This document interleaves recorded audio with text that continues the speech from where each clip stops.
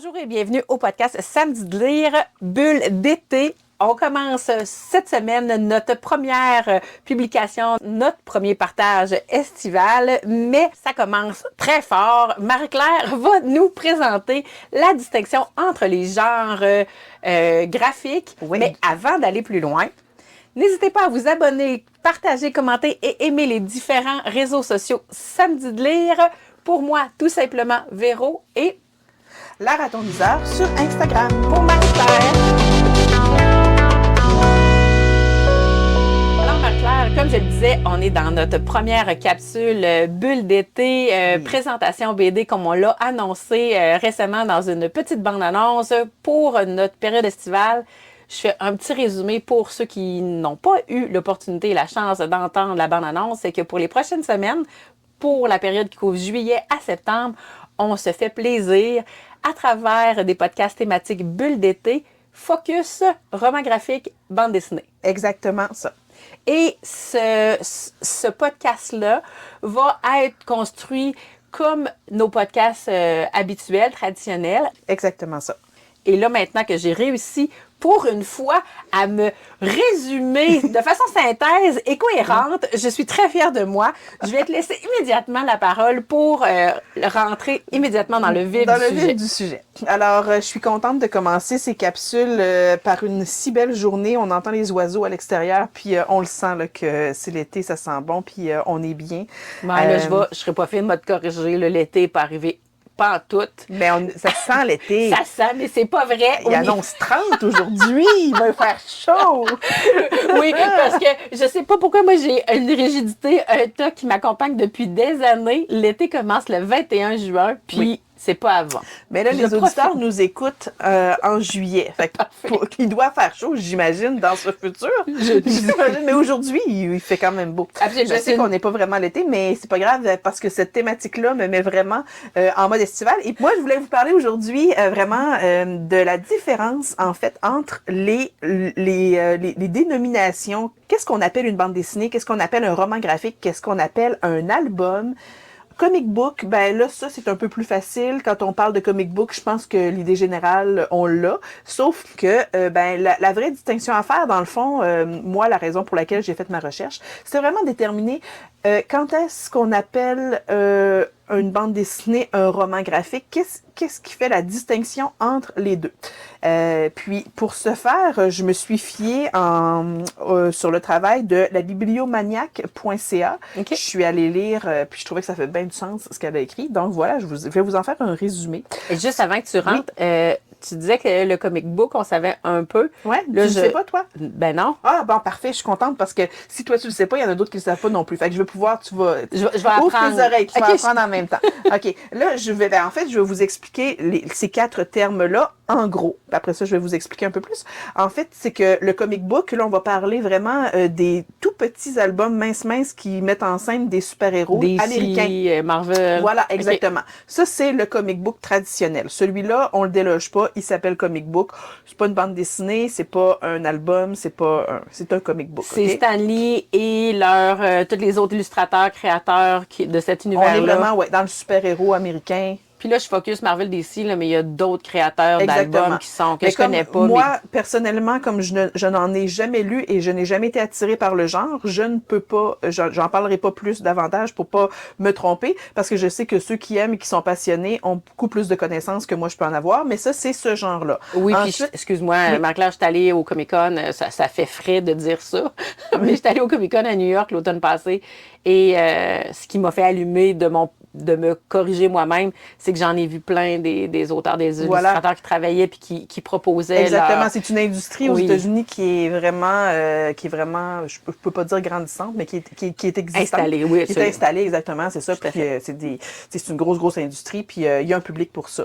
Ensuite de ça, on a la bande dessinée. Alors, traditionnellement, la bande dessinée, on va penser à des formats, nous, en tant que francophones, là, comme Boulet Bill, Mafalda. Donc, on va avoir des stripes, comme on dit, schtroumpf, exactement. Donc, une histoire qui se déroule soit sur une bande de 4-5 carrés, si on veut, ou un quart de page, ou une demi-page, ou une page complète. Mais ce sera pas l'album complet qui va nous raconter une histoire. Ce sont plein d'histoires plein de courtes histoires rassemblées dans un album. Donc, oui. Donc, si tu lis, par exemple, un album de Mafalda, j'en ai un ici, ou tiens, je vais prendre un Philippe Geluck. Celui-là, on va parler de bande dessinée parce que tu as ici des carrés. Ici, tu vas avoir une blague, si on veut, Philippe Geluck, le chat. Pour ceux qui connaissent pas, c'est très, très drôle. Alors, la blague va se dérouler sur une page. OK. Un peu comme les Schtroumpfs, si tu relis ça. Ben, il y en a qui probablement avaient des histoires qui prenaient l'album, ou des fois c'était des demi-albums, tu comprends un peu ce que je veux dire, le principe? Absolument. Et on va avoir des phylactères définis aussi. On va avoir des bulles Très présentes, là. On se pose pas question, puis on voit le petit... Le texte est dans le phylactère. OK? Oui. On va avoir... on n'aura pas beaucoup de changements à ce niveau-là. Alors ça, on va parler vraiment de la bande dessinée traditionnelle. Alors, on va retrouver du Calvin and Hobbes, on va trouver du... comme je disais, Mafalda, on avait... Charlie Brown? Oui, Charlie Brown, c'est des stripes même qu'on disait. Alors, à l'époque, même, c'était des petits formats très courts qu'on présentait dans les journaux. Okay, exactement, ouais, c'est ça. Fait que c'était... et puis après ça, on a décidé d'en faire des albums comme Garfield. Ouais. On voit un peu où est-ce qu'on se va avec ça. Donc, à partir de quand est-ce qu'on a commencé à migrer vers ce qu'on appelle aujourd'hui le roman graphique? Vers la fin des années 70. Mais moi, excuse-moi, je t'arrête, là. Mais là, où tu vas me dire, Véronique, attends, j'y arrive, là. Moi, je lis actuellement Mage. J'ai lu Torgal. Bon, je vais t'expliquer parce que c'est ça. Je vais t'expliquer comment on peut donner deux définitions à un même album. OK? D'abord, le roman graphique, justement, est apparu par nécessité commerciale. Pour vrai? Ouais, le terme roman graphique. Donc, c'est un auteur qui s'appelle Will Eisner, qui faisait, qui était illustrateur, puis qui a, lui, avait envie de publier quelque chose d'un peu autobiographique. Donc, d'écrire un roman, mais sous forme d'images, d'illustrations, avec des textes écrits, si on veut, plus en hauteur des carrés. Je sais pas si tu vois un peu ce que je veux dire.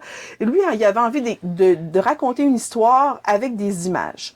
Puis, c'était pas format bande dessinée. Et puis, il voulait faire quelque chose de nouveau. Il voulait se distinguer. Donc, il a graphic novel, il a sorti cette expression-là, il a inventé cette expression, c'est un graphic novel, puis dans le fond, ça fait du sens parce que c'est un roman illustré. OK?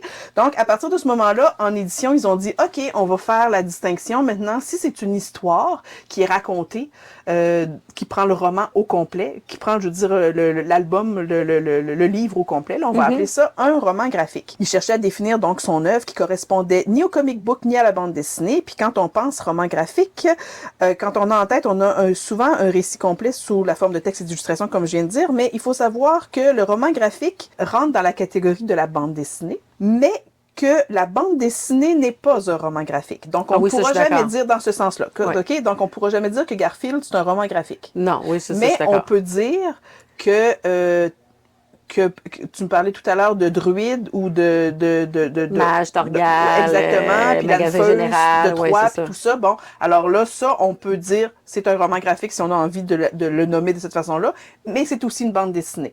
Il importe de faire la distinction entre les deux parce que souvent, chez les gens qui collectionnent et qui lisent beaucoup, quand on parle de roman graphique, c'est un peu plus prestigieux puis c'est un peu plus niché. Fait que si tu veux vraiment donner une image de marque à ton... Ah, pour vrai, il y a encore du dédain face à la BD. C'est pas du dédain, c'est plus, je pense, j'ai l'impression que c'est plus pour dire, écoute, ça, là, c'est une histoire complète, c'est pas un... Comment dire, peut-être qu'on a l'impression que la bande dessinée c'est fait pour rire aussi, que c'est plus léger, qu'on peut mettre notre marque-page dans le milieu puis l'abandonner sur le coin d'un meuble puis la reprendre dans 6 mois puis on sera pas mélangé. Tandis qu'un roman graphique, c'est vraiment une histoire que tu as envie d'entreprendre de A à Z. Peut-être plus dans ce sens-là. Tu comprends un peu ce que je veux dire? Le roman graphique, c'est Speak, c'est Alice, c'est Sapiens, c'est... Si on veut, le roman graphique, oui, ça va être... Il y en a vraiment beaucoup. C'est comme, par exemple, In Wave, que je vais vous présenter. Mais lui, c'est peut-être plus un album. Là, c'est là où est ma prochaine distinction à faire. Alors, où est la différence à ce moment-là entre le roman graphique et l'album narratif? Dans l'album, il va y avoir moins de texte. Alors, les images, les illustrations vont éclairer un élément du texte, ajouter des non-dits. On va pouvoir se fier au texte pour pouvoir comprendre OK. OK? Fait que là, quand on est dans l'album, alors, si je te fais ici, vous ne voyez pas les gens à la maison. Oui, c'est Mais je triste. suis en train de montrer à Véronique une page dans le roman, dans l'album. On va l'appeler album parce que maintenant, on sait ce que c'est. On va vraiment, puisqu'on est sur une double page où on a quand même traditionnellement des carrés. Des cases, on va appeler ça comme il faut, des cases, avec les illustrations. Puis, dans toutes ces deux pages-là, on a 2 lignes de texte. On peut dire, pour ses 18 ans, Tom découvre un autre film. Et là, tout le reste, c'est Tom qui arrive au cinéma, qui tend une pièce au guichetier qui lui rend son billet, qui rentre dans la salle de cinéma, qui va aller s'asseoir. Alors là, on est dans pas besoin de mots pour comprendre. T'avais pas besoin de mots pour comprendre. Et si on poursuit la page d'après, on est encore sur le même format. Donc, souvent, moi, je trouve que ça va venir chercher les émotions d'une façon très, très différente parce que ça laisse place à l'interprétation personnelle. Quand tu as un texte, l'auteur te dirige vers l'endroit où il veut t'amener au niveau des émotions puis au niveau de l'orientation de l'histoire. Si tu es devant tout simplement des images, tu les interprètes comme tu veux, puis ça va venir chercher tes cordes sensibles à toi d'une façon différente. Ça va te rappeler des choses différentes, puis tu peux décider que toi, tu divagues, puis tu interprètes à ta propre façon. Je trouve que c'est très respectueux du lecteur. Absolument. Et puis, je dois dire, Marie-Claire, je ne sais pas si tu avais terminé avec la précision. Ça termine parce que ça fait le tour. Je pense que tout le monde a compris un peu c'était quoi la distinction entre les 4 genres graphiques. J'aurais aimé dire qu'à la fin de cet échange-là, j'aurais été très, très outillée pour dire, ah, OK, ça, c'est un album, ça, c'est un BD, ça, c'est un comic book. Mais on dirait que la ligne est quand même mince. Puis, elle laisse encore à interprétation. Il y a juste le comic book qui, lui, est dans sa catégorie vraiment claire à lui, là, exactement. Puis, évidemment, ce que vous lisez dans le journal, les petites stripes, comme on dit, là, les petites lignes de blagues, là, ça reste, on comprend que c'est vraiment de la bande dessinée pure et dure. Maintenant, c'est vrai, comme entre le roman graphique et la bande dessinée, il y a une ligne qui est floue, c'est pas clair. L'album, à ce moment-là, vous allez le découvrir vous-même quand vous allez à la lecture. Vous dire, ah oui, OK, il y a vraiment beaucoup d'illustrations, puis il n'y a pas beaucoup de texte. Exactement. Fait qu'il faut se fier à notre propre sens narratif. Ce qui amène une intelligence littéraire et qui est remis entre les mains du lecteur. Oui. C'est plutôt intéressant comme c'est une expérience qui est fantastique. Exactement. Tout à fait. Mais tu vas être à l'aise avec ça. Tu nous as présenté la différence. On commence, différence entre le BD et le roman graphique. Et c'est sur ces mots que se termine, notre première bulle d'été du podcast Samedi de lire. C'est avec beaucoup de plaisir que j'ai partagé ce moment avec Marie-Claire, mais aussi avec vous, en espérant que vous avez aimé. Et en attendant notre prochaine publication, n'hésitez pas à vous abonner, partager, commenter, aimer les différents réseaux sociaux. Samedi de lire, tout simplement Véro pour moi et toi, Marie-Claire. La raton liseur sur Instagram. Bye!